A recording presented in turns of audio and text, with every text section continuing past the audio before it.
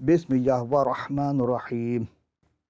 یہ وہ لوگ ہیں جن پر اللہ نے انعام فرمایا زمرہ انبیاء میں سے، آدم کی اولاد سے ہیں، اور ان میں سے جنہیں ہم نے نوح کے ساتھ کشتی میں اٹھا لیا تھا، اور ابراہیم کی اولاد اور اسرائیل یعنی یعقوب علیہ السلام کی اولاد سے ہیں، اور ان لوگوں میں جنہیں ہم نے ہدایت بخشی اور برگزیدہ بنایا۔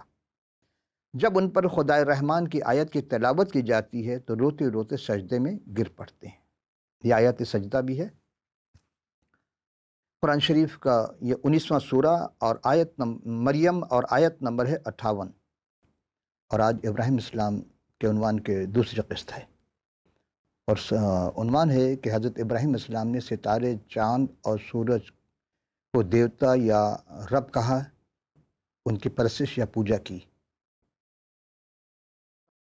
تمام حمد و ستائش اس رب العالمین کی بارگاہ میں جو قدوس، قوی، قیوم، قابض اور قادر مطلق بھی ہے۔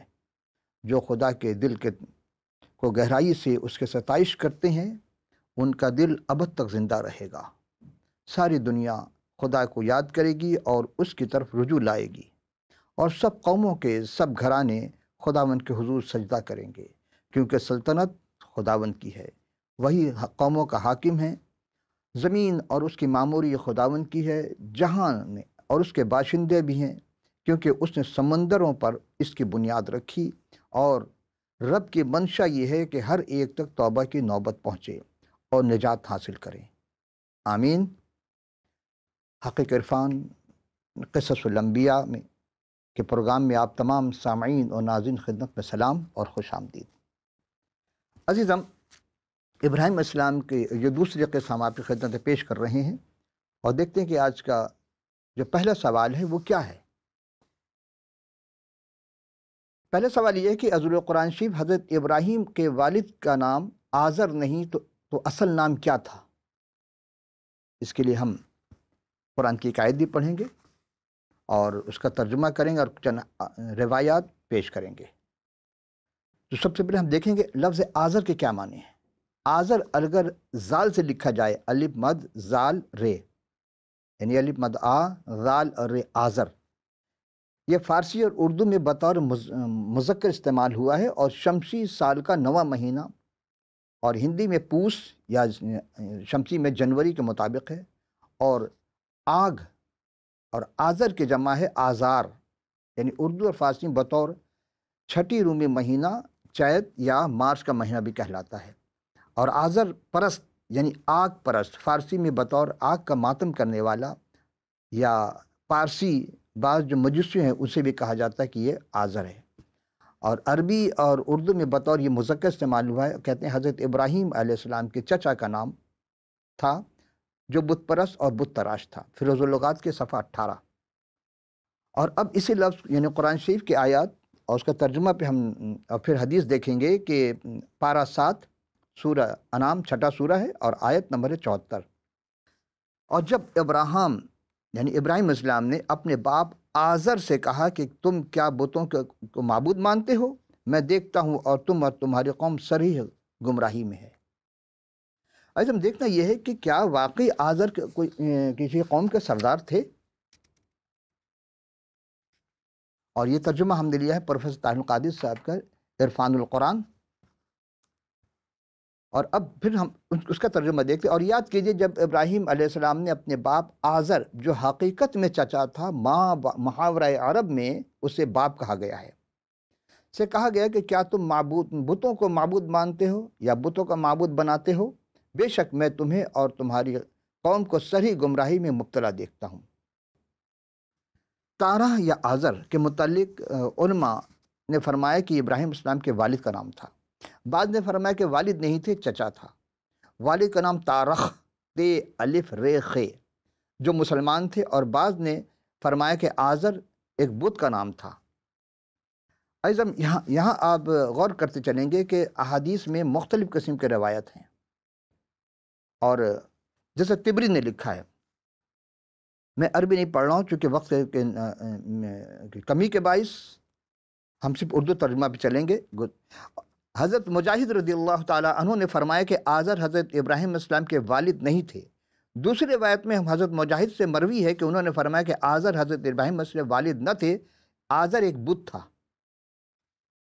تفسیر ابن حاتم یہ کہتے کہ، اور یہ راوی ہے اس کے عباس، ابن عباس رضی اللہ تعالیٰ عنہ، اور وہ فرماتے ہیں کہ ابن عباس نے فرمایا کہ حضرت ابراہیم علیہ السلام کے والد آزر نہ تھے، ان کے والد کا نام تارخ تھا۔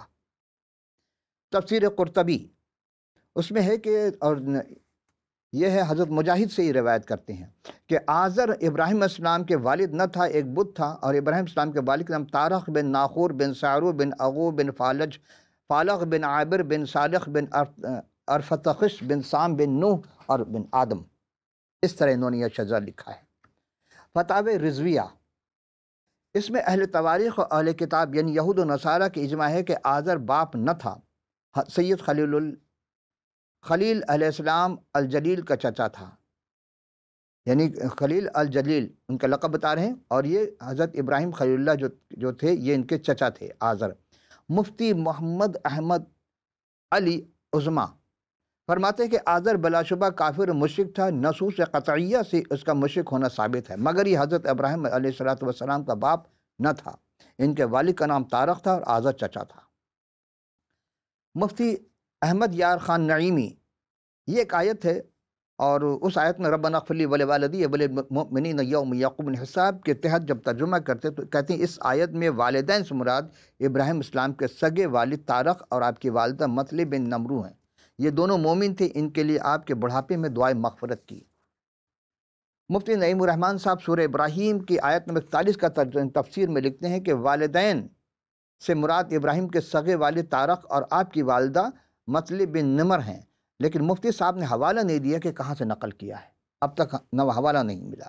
اگر آپ کو یاد ہو تو میں نے پہلی نشست میں یہودی روایت کی کتاب ہے تالمود، اس کے صفحہ 32 کے آغاز میں ہی بتایا تھا کہ ناہور کا بیٹا تارا اور اس کی بیوی امتیتھیا جو کانیبیوں کی بیٹی تھی،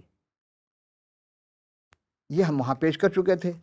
اب چونکہ روایت کچھ اس انداز میں لکھی گئی ہے جو کہ تقریباً قبل اسلام 600 سال کے بعد لکھی گئی، اور یہ واقعہ تقریباً 1500 قبل مسیح سے زیادہ کا ہے، 2000 قبل مسیح کا ہے۔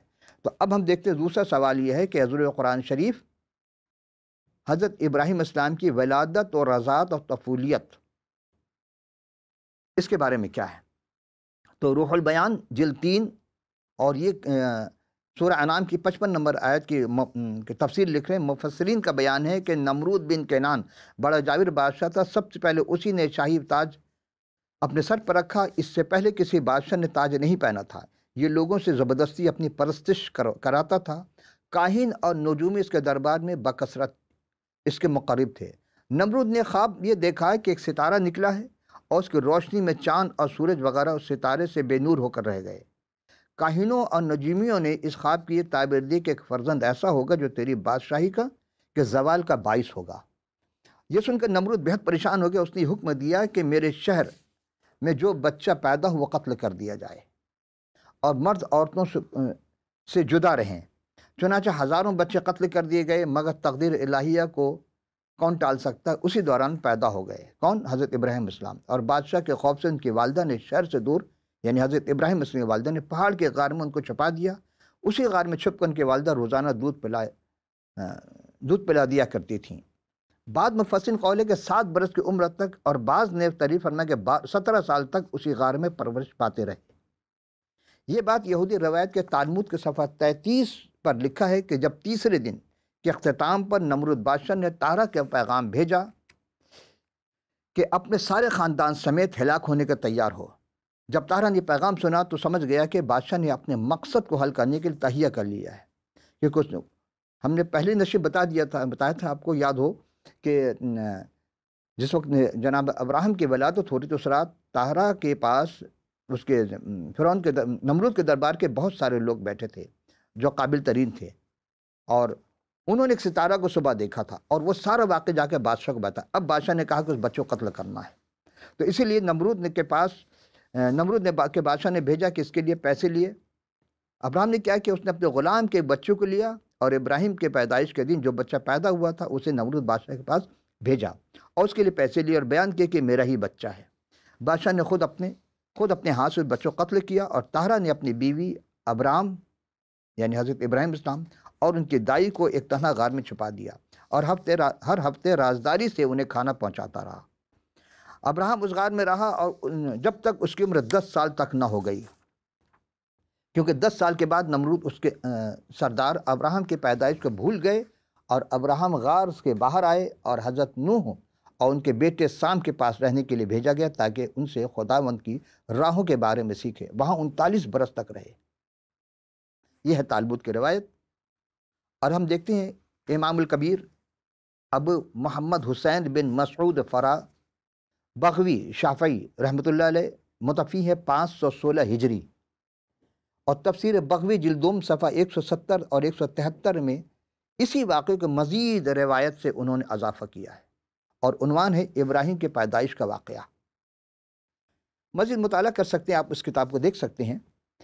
اور راوی ہیں محمد بن اسحاق، اور محمد بن اسحاق کہتے ہیں کہ نمرود نے ہر حاملہ عورتوں کو اپنے پاس قید کر لیا، لیکن ابراہیم کی والدہ کو قید نہ کرا سکے کیونکہ ان کی عمر بہت چھوٹی تھی اور جسمانی ساخت سے حاملہ ہونا معلوم ہی نہیں ہوتا تھا۔ دوسرا راوی ہے سدی، وہ کہتے ہیں کہ نمرود مردوں کو عورتوں سے الگ کرنے کے لیے تمام مردوں کو ایک لشکر بنا کر شہر سے باہر لے گیا، اگر شہر میں ہوں گے تو کہیں بچہ نہ پیدا ہو جائے۔ کچھ مدت کے بعد اس شہر میں کوئی ضروری کام پڑا، یعنی نمرود کو، تو اب نمرود کے نگاہ میں آزر کے سوا کوئی اس قابل شخص نہیں تھا اس کے اعتماد کر سکے، لہٰذا اس نے اعتماد کیا اور اس کو کہا کہ میرا ایک کام ہے، تم کو شہر بھیجتا ہوں لیکن اپنے گھر نہ جانا۔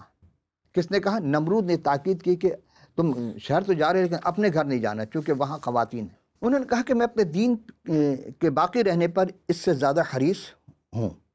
جب وہ شہر گئے اور نمرود کا کام کر لیا تو عیال کی خبر گیری کے لیے گھر بھی گئے، وہاں صبر نہ ہو سکے اور ان کی اہلیہ حاملہ ہو گئیں۔ ایک سوچنے کی بات یہ ہے کہ ایک طرف عیال کو دیکھنے کے، عیال تو بچوں کہتے ہیں، تو بچے جب تھے نہیں تو پھر اب آئیے ہم آگے چلتے۔ ایک اور روایت حضرت ابن عباس رضی اللہ تعالیٰ فرماتے ہیں کہ جب ابراہیم یعنی والد ابراہیم کو حمل ہوا تو نمرود کو کاہنوں نے کہا کہ گزشتہ شب وہ بچہ اپنی ماں کے شکم میں آ گیا ہے، تو اس نے بچوں کے قتل کا حکم دیا۔ جب حضرت ابراہیم علیہ السلام کی والدہ قریب ہوئیں تو ان کی والدہ ڈر کے مارے شہر میں، یعنی کہ ولادت جب وقت آیا تو ڈر کے مارے شہر سے دور ایک خشک گھاس میں چل گئیں اور وہاں ان کو جنم دیا، اور ایک کپڑے میں لپیٹ کر ان کو وہیں گھاس پر رکھ کر آئیں اور واپس آ کر ولادت خبر اپنے خاوند کو دی، یعنی آزر کو دی۔ تو آزر وہاں جا کر بچوں کو لے کر ایک سرنگ کھودا اور اس سرنگ کے اندر ابراہیم علیہ السلام کو رکھ کر کے اور اس کے بعد پتھر رکھ دیا سرنگ کے منہ پر۔ عزیزو، سرنگ کھودنے میں بہت وقت لگتا ہے۔ ہمارے یہاں کوئٹہ میں دو سرنگ کھودے گئے جو تقریباً سال سے زیادہ لگے، جبکہ مشینی دور ہے، ہیوی مشین کا استعمال کیا گیا، تو انہوں نے اتنے جلدی کیسے سرنگ کھود لیا؟ یہ سوچنے کا مقام ہے۔ اور وہاں رکھ کر بچوں کے ایک سرنگ میں کھود کر انہیں رکھ کر کے پتھر سے اس سرنگ کا منہ کو پتھر سے بند کر دیا، اور ابراہیم کے والدہ دن میں کئی دفعہ چکر لگا کر آپ کو دودھ پلاتی تھی۔ ایک عجیب روایت،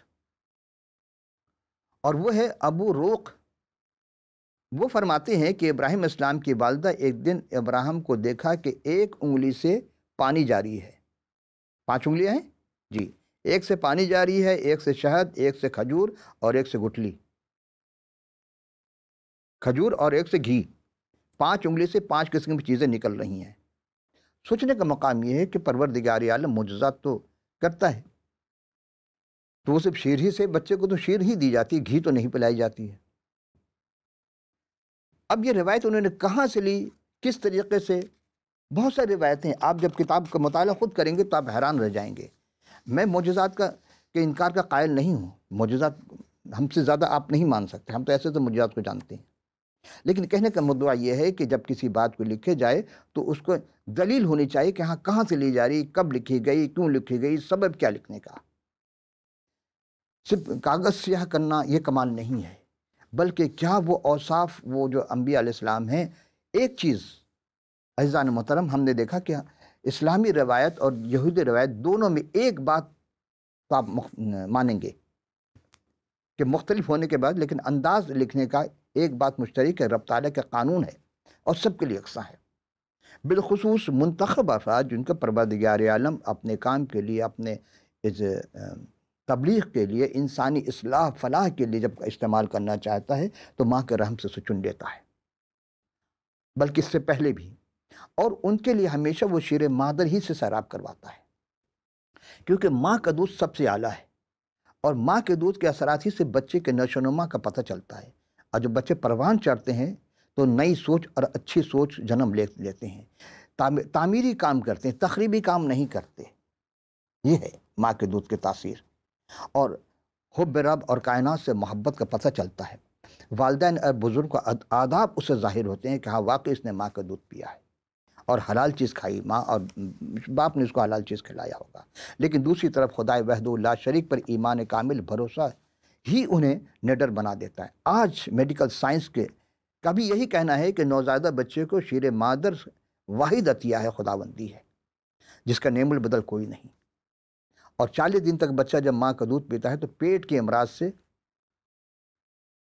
مبتلا نہیں ہوتے، پیٹ کے امراض اس کو ہوتے نہیں ایسے جیسا عام بچے کو ہو جاتا ہے جو ماں کا دودھ نہیں پیتے۔ اور امام الانبیاء کو رب العالمین نے کسی دائی کا دودھ نہیں پلایا، بلکہ ماں کا ہی یعنی شیر مادر سے سیراب کیا تھا حضرت ابراہیم علیہ السلام کو۔ آئیے ہم اب اپنے تیسرے سوال کی جانب، اور یہ بہت ہی عجب سوال ہے۔ سوال یہ ہے کہ کیا واقعی حضرت ابراہیم علیہ السلام نے ستارے، چاند اور سورج کو رب یا دیوتا کہا اور اس کی پرستش یا پوجا کی؟ پرستش کرنا، پوجا کرنا، خدا کہنا، رب کہنا، ظاہر سی بات ہے یہ۔ تو یہ پہلے ہم قرآن شریف کے 3 آیت پیش کریں گے۔ 7واں سورہ ہے، پارہ ہے، اور 6واں سورہ ہے، سورہ انعام، اور آیت نمبر 75 اور 78۔ دیکھیں تھوڑا سا فرق ہے، انعام نہیں پڑھیں، انعام ہے۔ انعام اگر کہیں گے تو وہ نعمت کی طرف چلا جائے گا، اور انعام جو ہے وہ جانور کو کہا جاتا ہے۔ یہ تھوڑا سا فرق ہے۔ عربی کا ایک عجب قاعدہ ہے کہ اعراب کی اگر غلطی کر جائیں گے تو معنی کہیں سے کہیں پہنچ جائیں گے۔ اب جو تیسرا سوال ہم آپ کی خدمت میں پیش کرنے جا رہے ہیں، اور آج کا یہ آخری سوال ہے کہ کیا واقعی حضرت ابراہیم علیہ السلام نے ستارے، چاند اور سورج کو خدا یا رب یا دیوتا کہا ہے اور اس کی پرستش یا پوجا کی؟ یہ کتنا عجیب سوال ہے۔ اور پہلے ہم آپ کو یعنی کہ سورہ ہے، سورہ انعام، الف نون عین الف میم، انعام، انعام نہیں ہے، انعام نعمت سے بنے گا، اور انعام کا جانور کو۔ اعراب میں اگر غلطی کر جائیں گے تو معنی تبدیل ہو جاتی ہے۔ اور یہ آیت ہے 75 اور 75 سے 87 تک، لیکن ہم نے کہا کہ پہلے آپ کو یہودی روایت کی جو بہت ہی مشہور کتاب ہے، اور یہ تقریباً 4 صدی عیسوی یعنی قبل اسلام، 200 سال قبل اسلام یہ کتاب لکھی گئی تھی، اور اس کے صفحہ 34 پر جو درج ہے، پہلے میں وہ آپ کی خدمت میں پیش کر دوں، اس کے بعد پھر ہم آئیں گے قرآن کی آیت کی طرف۔ تالمود صفحہ 34 میں جو درج ہے وہ بات کہ جب وہ بالکل ہی بچہ تھا، اس نے دوپہر کو سورج کو یعنی چمکدار روشنی کو اپنی ارد گرد چیزوں پر منعکس ہوتے ہوئے دیکھا۔ اس نے کہا یقیناً اس چمکدار روشنی کا کوئی دیوتا ہونا چاہیے اور میں اس کی پرستش کروں گا۔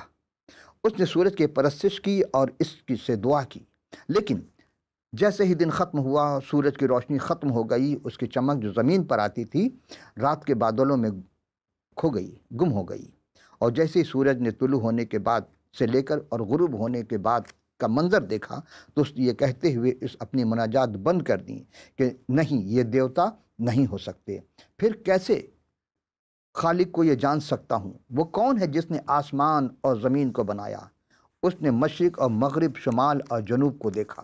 کس نے؟ ابراہیم علیہ السلام نے چاروں طرف دیکھا۔ سورج اس کے نظر سے اوجھل ہو چکا تھا۔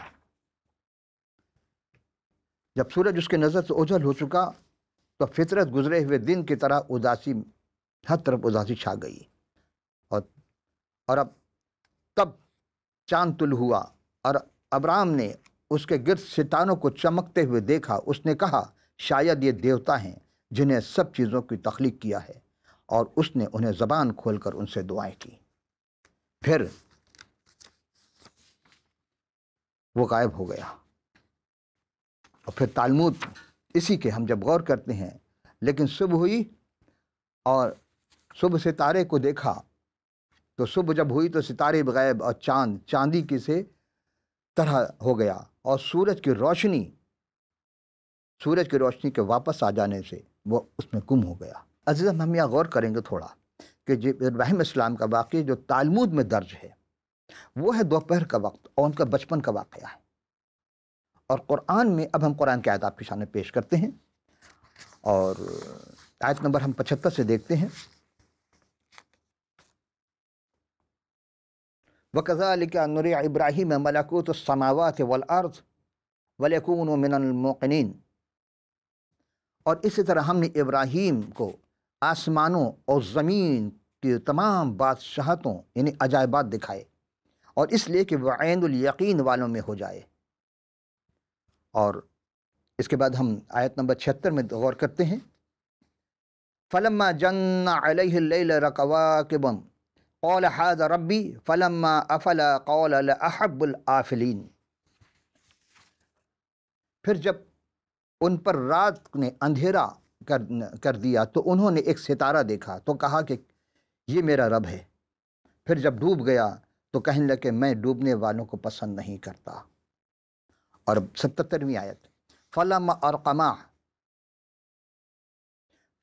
الْقَمَرَ بَازِغًا قَالَ هَذَا رَبِّي فَلَمَّا أَفَلَ قَالَ لَعِبْنَا قَالَ لَئِنَّ لَمْ يَهْدِنِي رَبِّي لَأَكُونَنَّ مِنَ الْقَوْمِ الضَّالِّينَ، پھر جب یعنی کہ کیا کہا کہ جب چاند کو چمکتے دیکھا تو کہا کہ یہ میرا رب ہے، پھر جب وہ بھی غائب ہو گیا تو کہنے لگے اگر میرا رب مجھے ہدایت نہ فرماتا تو میں بھی ضرور گمراہ کی قوم میں ہو جاتا۔ عزیزم،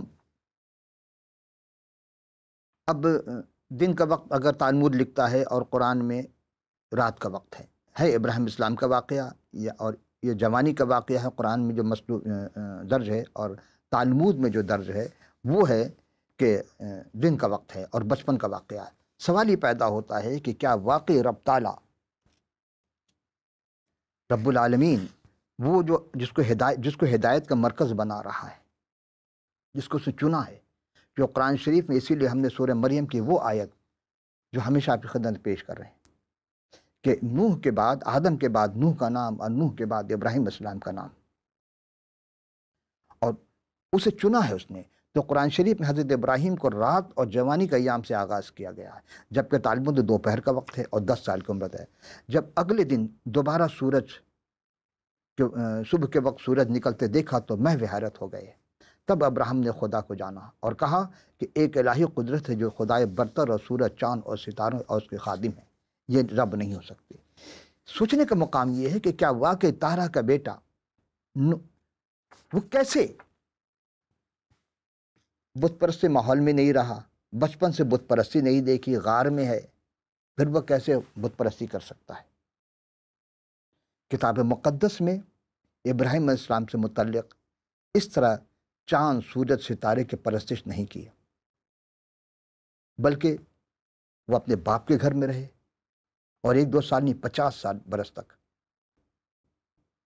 اور وہاں ہدایت انہوں نے کہاں سے لی تھی؟ نوح علیہ السلام کے گھرانے سے، چونکہ نوح کی نسل سے آئے ہیں۔ تو جو نوح کی نسل سے ہو وہ بت پرستی کیسے کر سکتا ہے؟ کس طرح ایک مخلوق کو خدا کہہ کے پکار سکتا ہے؟ یہ سوچئے گا۔ روایتیں ہمارے کب لکھی گئیں؟ قرآن کے بعد۔ تو ہم تالمود جو انہوں نے لکھی ہے ان سے ہم سوال کرتے ہیں کہ یہ جو واقعہ ہے کتاب مقدس میں کہاں درج ہے؟ آپ کے پاس آپ نے کہاں سے لیا ابراہیم السلام کے واقعے کو؟ اور جب ہم اسی چیز کو جب ہم غور کرتے ہیں تو ہم یہ دیکھتے ہیں کہ ابراہیم السلام وہ ہستی ہے جنہیں پہلے، اگر آپ کو اس کی پہلی نشست یاد ہو، جنہیں یہود بھی مانتے ہیں، مسیحیت میں بھی مانا جاتا ہے، اور مسلمان بھی مانتے ہیں، دونوں، یعنی تینوں جو بڑے مذاہب دنیا کے تینوں مان رہے ہیں کہ ہاں ابراہیم کی نسل سے، ہم ابراہیم اسلام کی نسل سے ہیں، فخر کے ساتھ بیان کر رہے ہیں۔ تو بھلا وہ کس طرح وحدہ لا شریک کو چھوڑ کر کے اب دیوتا کہیں یا رب کہیں، رب کا انہیں پالنے والا، تو اگر بچپن ہے تو رب جب بھی نہیں، اگر جوان ہے تو انہوں نے تو پرورش نہیں کی، پرورش تو ماں باپ نے کی ہے، تو پھر یہ ذہن کیسے جا سکتا ہے؟ لہٰذا یہ واقعہ انبیاء علیہ السلام سے، بالخصوص حضرت ابراہیم کی شان میں گستاخی کا باعث بنتا ہے۔ اب آپ سوچیں کہ ایک واقعہ ہی نہیں ہے کہیں بھی کہ انہوں نے اس کو خدا کہا اور رب کہا ہو۔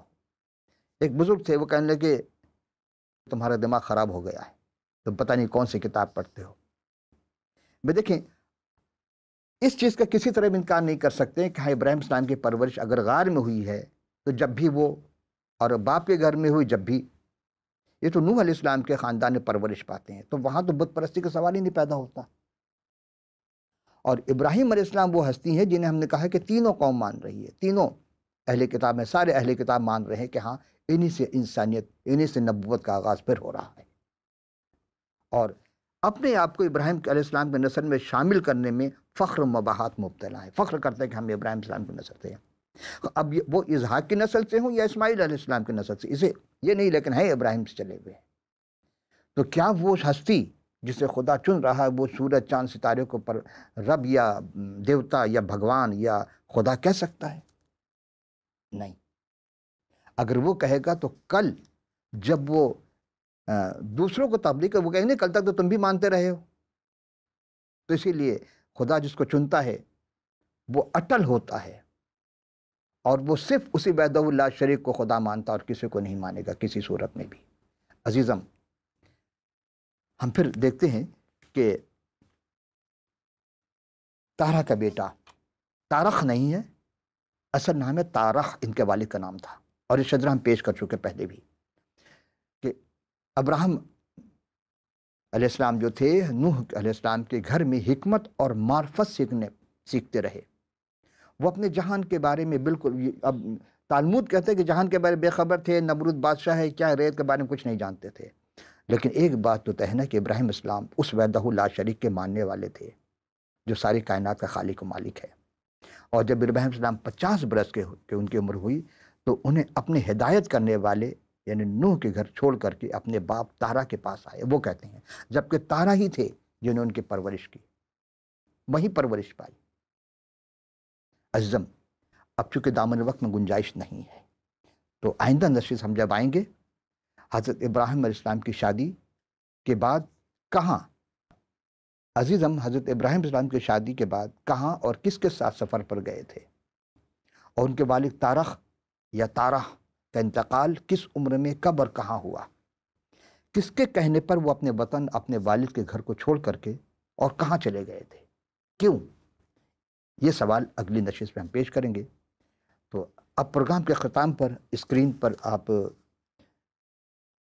ویب سائٹ، ای میل، واٹس ایپ اور موبائل نمبر، ٹیلی فون نمبر ہوگا، آپ کے ذہن میں جو بھی سوال آئے آپ ضرور کیجیے گا، اور ہمیں آپ کو سوال کا جواب دینے میں بڑی خوشی محسوس ہوگی۔ تو آئندہ نشست میں پھر حاضر ہوں گے، اس وقت تک اجازت، خدا حافظ و ناصر۔